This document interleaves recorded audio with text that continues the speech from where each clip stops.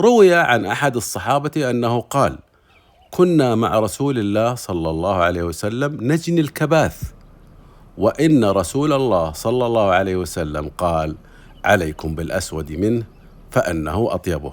قالوا: أكنت ترعى الغنم؟ قال عليه الصلاة والسلام: وهل من نبي إلا وقد رعاها. والكباث هي هذه الثمار من شجرة الأراك أو المسواك.